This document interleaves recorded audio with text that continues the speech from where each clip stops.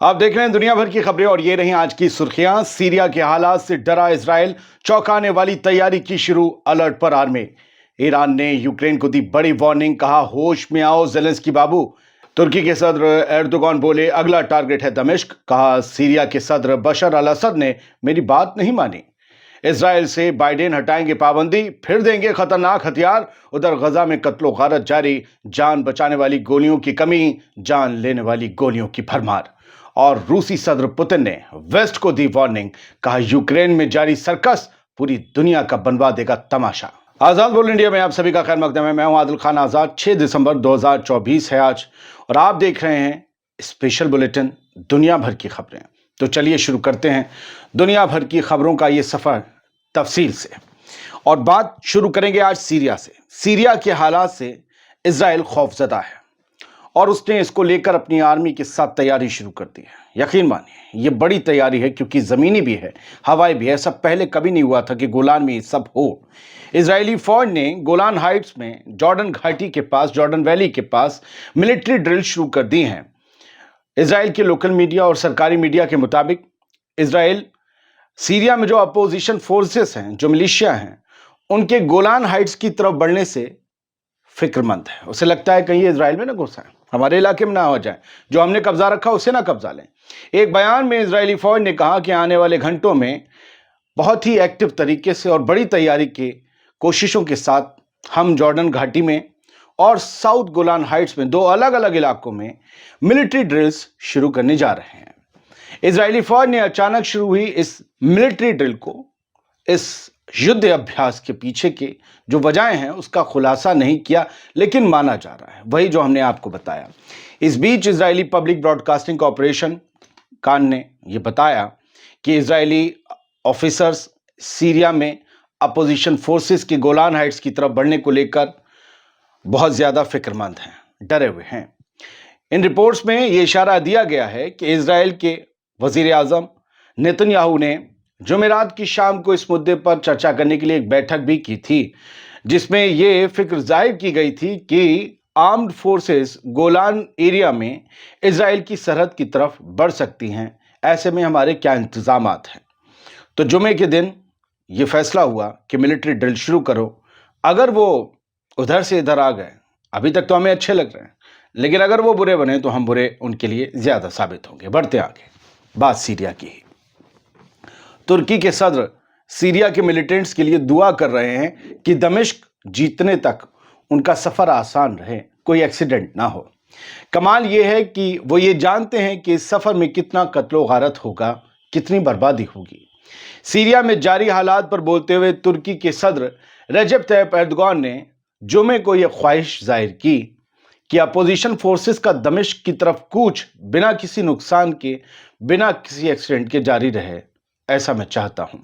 Erdogan ने Istanbul में जुमे की नमाज अदा की। इसके बाद मीडिया से वो बात कर रहे थे, तभी उन्होंने जो कहा उसे सुनिएगा। उन्होंने सीरिया के शहरों के नाम लिए जहां अपोजिशन फोर्सेस पहुंच चुके हैं। एर्दोगान ने कहा इदलिब, हमा और होम्स के बाद अगला और मेन टारगेट दमिश्क यानी दमिश्कस है, सीरिया की दारुल हुकूमत। इसके लिए अपोजिशन का मार्च जारी है और हमारी ख्वाहिश है कि सीरिया में ये मार्च बिना किसी दुर्घटना के जारी रहे, बिना किसी एक्सीडेंट के जारी रहे, यानी बिना किसी नुकसान के। एर्दोगान ने सीरिया की लीडरशिप पर भड़ास निकालते हुए कहा कि हमने बशर अल असद को फोन किया। हमने कहा आइए हम सब मिलकर सीरिया का मुस्तकबिल तय करें, लेकिन बदनसीबी से हमें इस पर कोई भी पॉजिटिव रिस्पांस बशर अल असद की तरफ से नहीं मिला।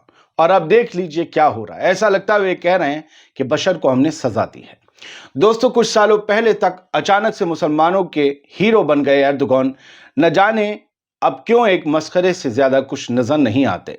वो बड़ी बड़ी धमकियां देते हैं, लेकिन होता कुछ नहीं है। वो किसके साथ हैं, किसके खिलाफ हैं, ये समझना बहुत से लोगों के लिए अब भी मुश्किल हो जाता है। हालांकि हम और आप जैसे काबिल व्यूअर सब कुछ समझते हैं। हाँ, कुछ लोग हमारी व्यूअरशिप में ऐसे भी हैं जो आकर सवाल उठाते हैं, किसी और की तरफ से भी, कभी कुछ कम जानकारी होने की वजह से भी। सीरिया के बारे में बाद में भी बात कर लेंगे, लेकिन अभी कुछ और खबरें, गजा को भी सेंटर में रखना है। غزہ کی حمایت میں آج یمن میں جمعے کی نماز کے بعد بہت بڑا جلوس نکلا۔ ملینیم مارچ، لاکھوں لوگوں کا مارچ ہر جمعے کی نماز کے بعد نکلتا ہے۔ یمنی عوام ان جلوس میں شامل ہوتی ہے۔ یہ جلوس یمن کی ہاؤتھیز کنٹرول والے ایریا میں نکالے جاتے ہیں، تو وہاں پر آج بھی یہ جلوس نکالے گئے اور غزہ کی حمایت کا، غزہ کے لیے لڑتے رہنے کا حلف دہرایا گیا۔ اور یہ سارے جلوس سادہ، رائمہ، مارب اور نہ جانے کتنی ڈسٹرکٹس میں نکالا گیا۔ یہ گورنریٹ آف عمران میں بھی نکالا گیا، اب میں بھی، تائز میں، حجہ میں، دھامر میں، الجوف میں، المحوت میں اور بھی جگہ نکالا گیا۔ سبھی جگہ ہزاروں لوگوں کی آواز گونج رہی تھی ایک ساتھ غزہ کے لیے، القدس کے لیے جان دینے کی۔ خیر، یہ وہ تصویر ہے جو یمن فرنٹ لائن نے دی ہے۔ اس تصویر میں کچھ بھی ایسا نہیں ہے جو پچھلے ہفتے ہم نے نہیں دیکھا، لیکن دکھاتے رہنا ضروری ہے کہ وہ اب بھی ہر جمعے کو لاکھوں کی تعداد میں یمن اور فلسطین کے جھنڈے لے کر نکلتے ہیں۔ کیا خوبصورت تصویر ہے۔ پہاڑ ہیں، بیچ میں ایک ہائی وے ہے اور اس پر ہزاروں لوگ ہیں جو فلسطین کی حمایت میں ہیں۔ فی الحال بڑھتے ہیں آگے۔ المیادین کی خبر ہے کہ امریکہ نے کچھ ہتھیاروں کی پابندی لگا دی تھی اسرائیل پر، کچھ پریشر کے چلتے۔ اب وہ پابندی بائیڈن ایڈمنسٹریشن جاتے جاتے، ایک حکومت جاتے جاتے وہ پابندیاں ہٹا کر جانا چاہتی ہیں۔ اس کی وجہ بڑی دلچسپ ہے کہ بائیڈن ایڈمنسٹریشن کو یہ لگتا ہے کہ اگر ہم اس پر پابندی لگا کر چھوڑ گئے تو ڈونلڈ ٹرمپ کی حکومت آ کر ان پر سے پابندیاں ہٹا دے گی اور پھر اسرائیل سے ڈونلڈ ٹرمپ کی دوستی اور گہری ہوگی۔ جو جیوز لابی ہے وہ ڈونلڈ ٹرمپ کے اور آپ کا پتہ ہے ریپبلکن پارٹی کی طرف اور شفٹ ہو جائے گی۔ لہٰذا اور کوئی زخم نہ ملے تو بھیا ہتھیار ہٹا جاؤ۔ ہمیشہ یہ رہے گا کہ جو بائیڈن نے ہتھیار دیے تھے، بائیڈن کے ہاتھ میں مدے نہیں چھوڑنے ہیں۔ لیبنان کے سیز فائر کو بھی آپ ایسے ہی دیکھیے اور جنوری سے پہلے ہی غزہ کے سیز فائر کو بھی آپ ایسے ہی دیکھیں گے۔ بائیڈن کو اصل میں دوسری جگہ الجھانا ہے، ڈونلڈ ٹرمپ کو معاف کیجیے، بائیڈن یہاں سب کچھ نپٹانا چاہتے ہیں۔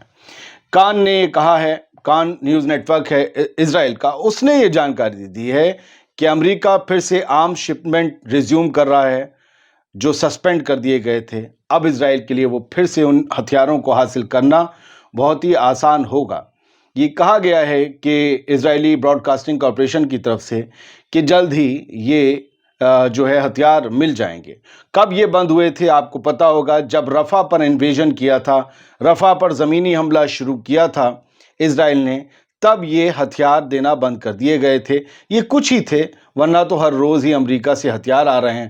سوچئے کل رپورٹ ہم نے آپ کو بتائی تھی، برٹن نے بھی بین لگایا تھا F-15 کے کچھ کمپوننٹس کا، تو وہ سیدھے اسرائیل نہیں دے رہے تھے، بولے نہیں ہم اسرائیل کو نہیں دے رہے ہیں، لیکن ہم کسی اور کے تھرو نہیں دے رہے ہیں، یہ نہیں بتایا۔ پہلے وہ کمپوننٹس امریکہ جاتے تھے، پھر اسرائیل آتے تھے۔ مجھے نہیں پتا ہے، لیکن ایک بینگ اے جرنلسٹ میں سوال کرتا ہوں، کیا جو اس سے لفٹ کیا ہے بین امریکہ نے ہتھیار، جن ہتھیاروں سے، کیا وہ سیدھے نہیں دے رہے تھے؟ مطلب برٹن کی طرح تو نہیں، کسی اور کے تھرو دے ہی رہے تھے، اب سیدھے دینے پر جو ہے وہ پابندی ہٹائی ہے، پتہ نہیں، خیر چھوڑیے، ان لوگوں کی آپس کی دوستی بڑی عجیب ہے۔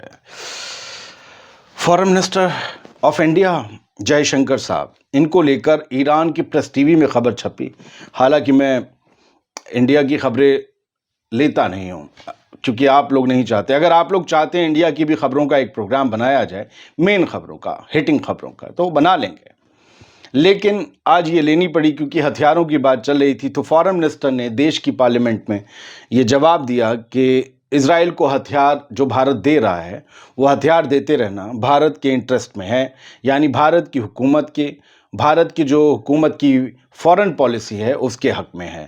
ہم آزاد فلسطین کی بات کرتے ہیں، مانگ بھی کرتے ہیں، لیکن اسرائیل کو ہتھیار دینا ہماری پالیسی کا حصہ ہے۔ بس میں اس کے آگے کچھ بولنا نہیں چاہتا۔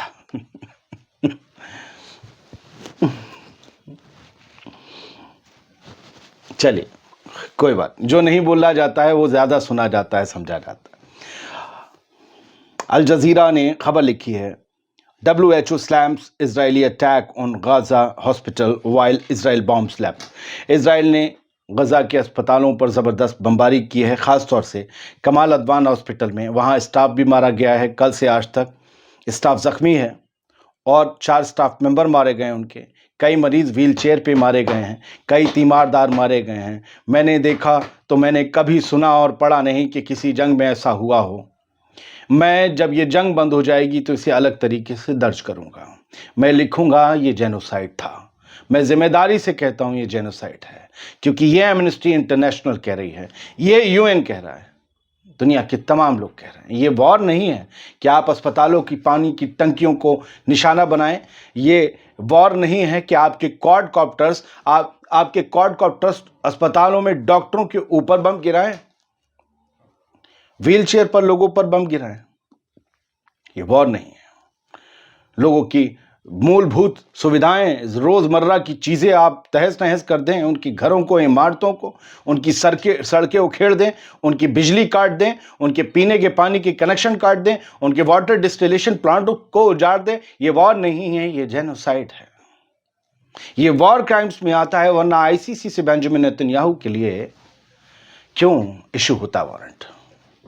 खैर, बढ़ते हैं आगे।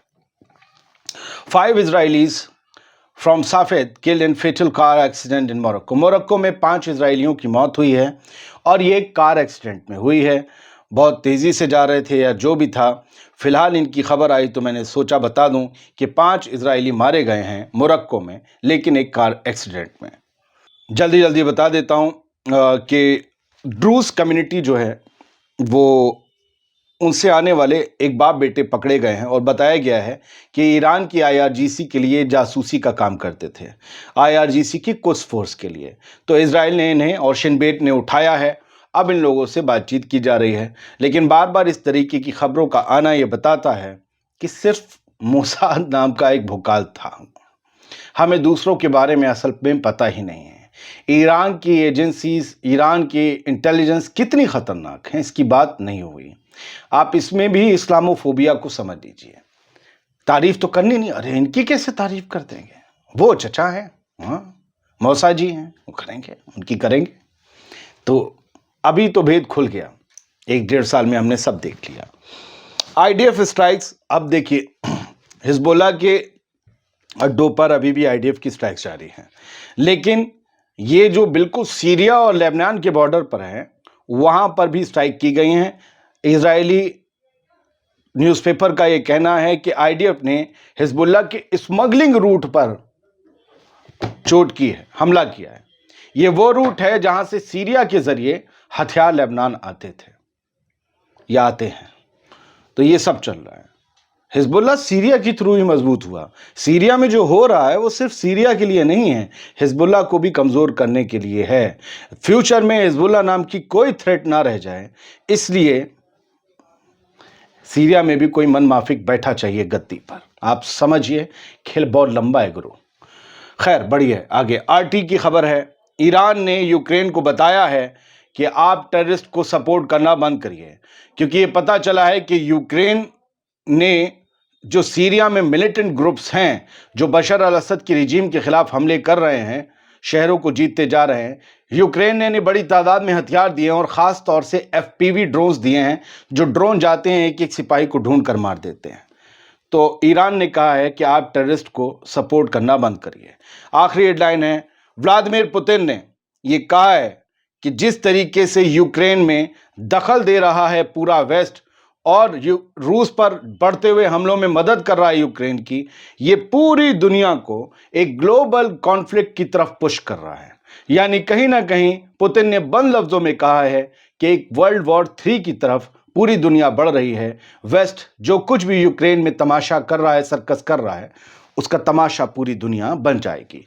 बहुत बहुत शुक्रिया। दुनिया भर की खबरें आप देख रहे थे। खुश रहिए, सलामत रहिए।